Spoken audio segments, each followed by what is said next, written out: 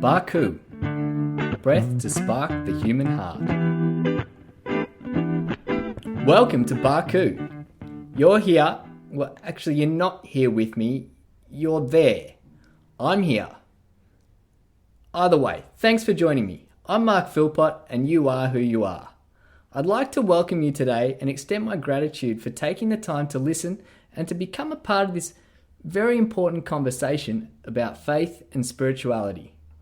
Before I launch into this first edition of the BARKU podcast, I'd like to recognise my supporters, which are actually my wife Talitha and son Jethro. They've been really encouraging and understanding as I've invested quite a lot of time putting together the website, organising podcast hosting, and crafting the stories that I'm about to share with you today. So Tilly and Jed, thank you heaps for your support.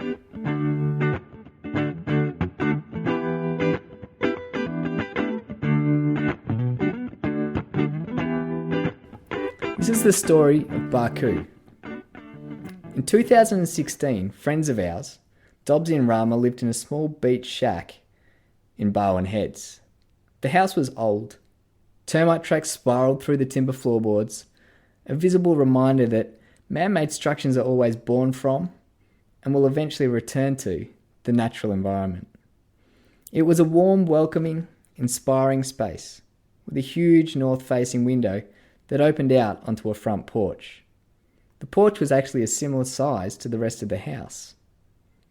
My wife Tilly and I spent many Friday evenings there, sharing meals with Rama and Dobbsy around the tiny kitchen table, just talking about life, our hopes, our dreams. Dobbsy and I were both brewing beer at the time, and we looked forward to cracking a couple of long necks from our latest batch. Somehow Dobbsy's beers were always a lot better than mine, despite his sanitising process involving a garden hose and bare feet. Perhaps it was my tendency to throw in a couple of extra ingredients during the brewing process, like some apple or cinnamon, whatever else caught my attention. And usually my brews had a tasting notes that were better reserved for industrial pesticides or petroleum-based products.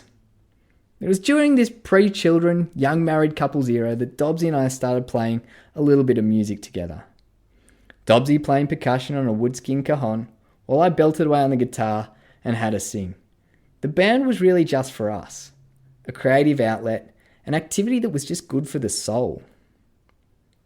One evening, I think it was like a birthday, maybe for Rama or Dobbsy, we were out on the front porch playing some music in Barwon Heads when Dobbsy's mate Johnny McIntosh invited us to play a set for a little outdoor gig that he was hosting on the main street of Barwon Heads.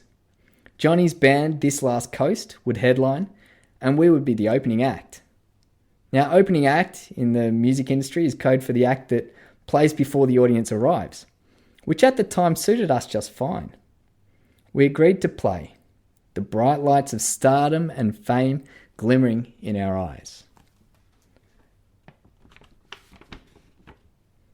About a week later, we were faced with our first big management decision as a band. Johnny called up Dobbs and asked him what our band name was for the promo material. Now, we could have just rolled out the old Dobbs and Mark duo, but band names have the potential to be a lot of fun. Think Metallica, Hilltop Hoods, Coldplay, Incubus, The Beatles, Cream, Led Zeppelin.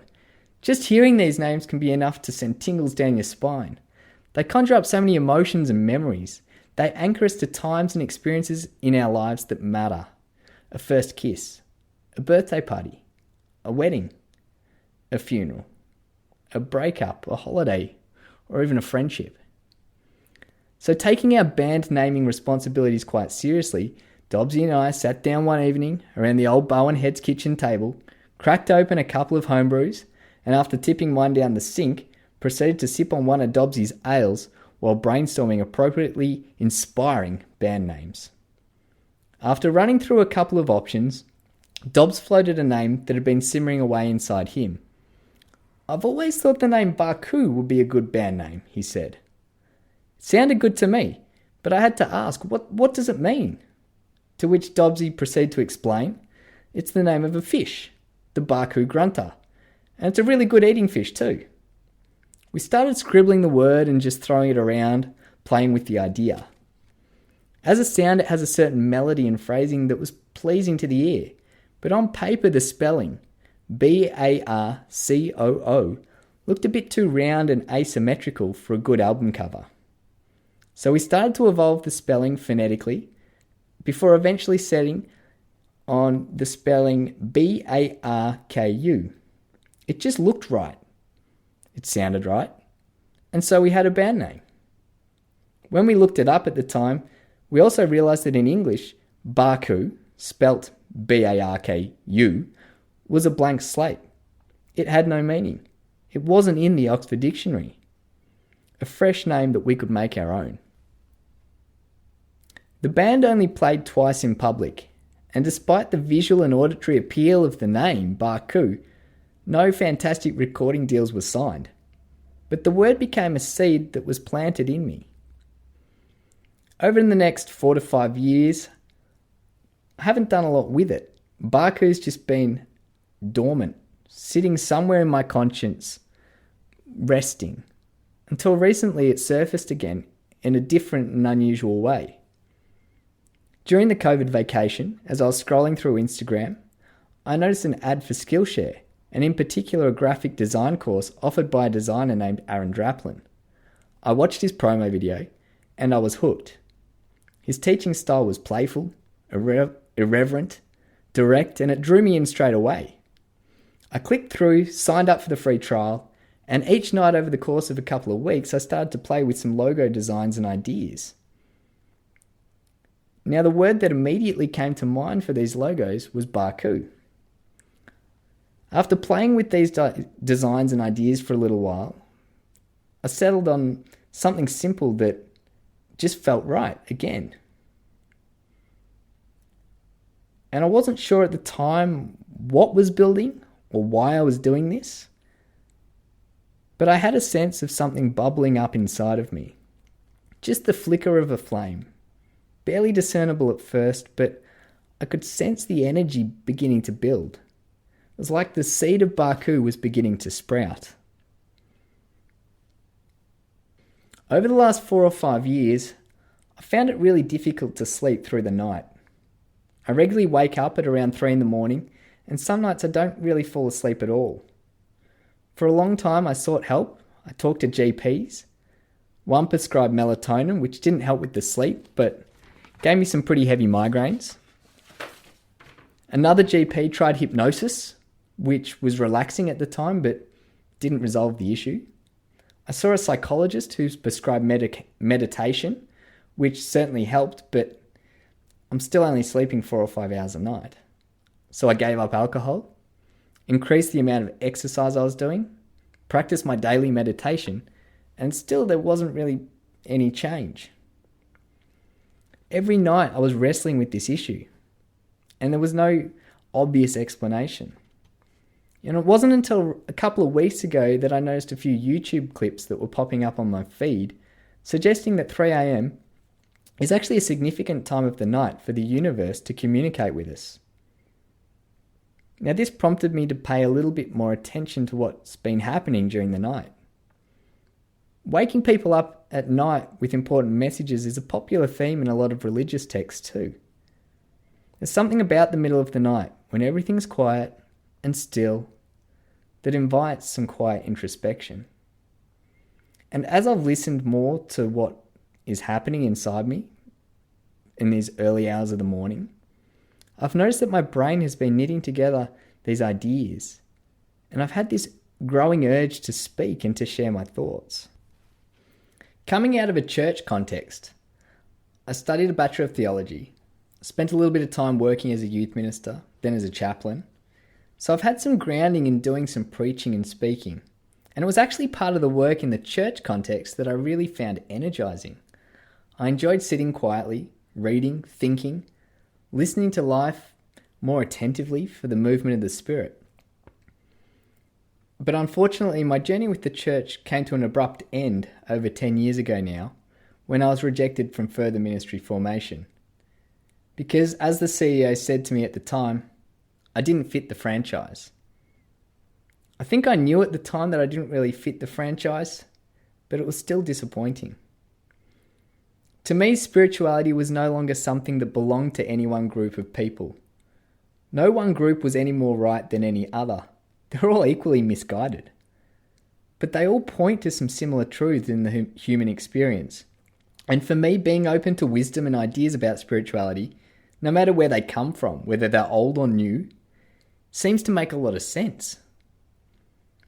In the Buddhist tradition, there's a beautiful image of a finger pointing at the moon that reminds us that our words are just words. They're audible sounds that we can attach meaning to. And the divine, being like the moon, is something that we can point at, but we can never quite touch. And as the Buddhist saying goes, only a fool would mistake the finger for the moon. For many years since leaving the church, my toolkit as a theologian, a writer, a speaker, has been gathering a little bit of dust, just set aside in the corner, slowly decaying. So preparing this little talk for today, I've certainly felt a little bit rusty. But as BARKU began to sprout and grow inside of me, it's become really clear that this is what my intuition, my inner spirit, has been guiding me towards. The first obvious signal from the universe, God, spirit, whatever you'd like to point your finger at, came at 3 a.m. in the morning. Lying awake as I often do, just paying attention to my thoughts. And this time I had a bit of a vision. Now when you think vision, you think angels, religious figures, Jesus, Buddha, whatever. But this vision was a little different. I'm standing in the garage of 1327. That's right, the Toretto household from the Fast and the Furious. I can see the light filtering in through the splintered weatherboards. I can see the old tools scattered around the walls.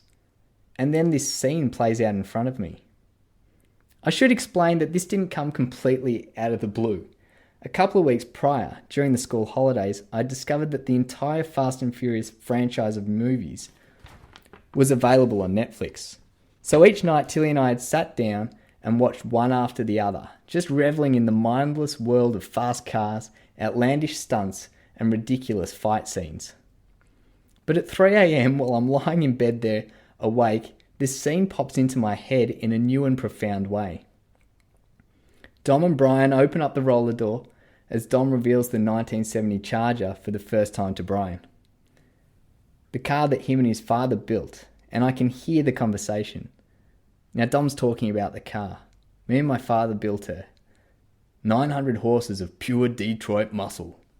And Brian asks him, "What's your best time?" So Dom replies, "I've never driven her." And Brian looks surprised and asks, "Why not?" And Dom replies in a wistful voice while staring at the car, "Because it scares the shit out of me." Now, this was confronting for me at 3 in the morning, and it may resonate with you too. What does that old car represent?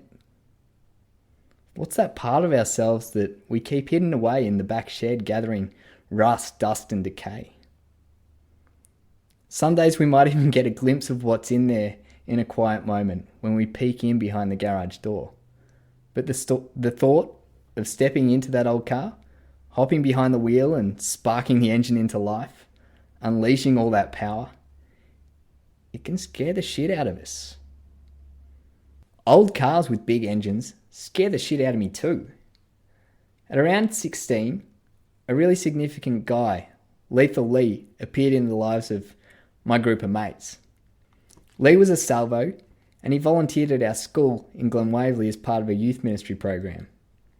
He stepped into our lives and became a really significant mentor that's meant a lot to us over the years.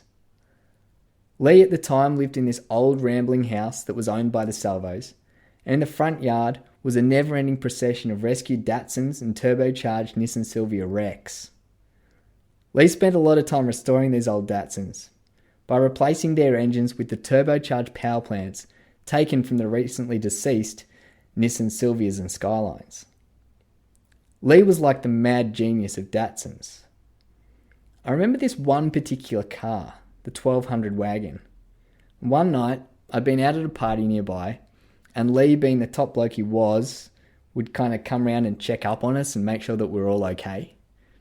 And he offered to give me a ride home. So I hopped into this old 1200 wagon that he'd sprayed rattle can, like forest green out of a rattle can. The seats were old and slippery, but when you looked at the car, you knew that something serious was going on. From the back, you could see the diff hanging down, like the kahunas on a well-hung bulldog. Up front, there was a intercooler that stretched between the headlights that told you that something in this car was really serious. When Lee popped the hood to give me a look, he had actually rebuilt this beautiful example of a Nissan CA18 turbo engine with a massive, massive turbocharger bolted to the side, which was unusual for Lee because he often did these projects quite quickly and a bit rough. But this car, despite the rough bodywork, had been put together really intentionally. So we hopped in this car, and if you've ever been in a fast old car, you'll know that it's quite different to being in a fast new car. New cars have assist everything: steering assist, brake assist, throttle assist. In the old cars, like the Datsun, there's none of this. You feel every twitch, twist and bump in the road.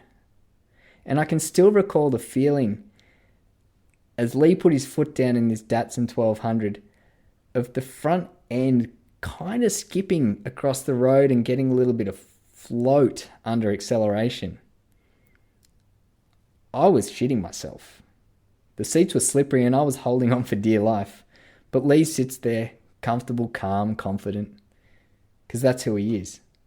He's the mad Datsun genius. Lee had the knack for finding the hidden potential in cars that had often been discarded, maybe at the wreckers for a couple of $100, left to gather rust, dust and decay, destined for the scrap heap.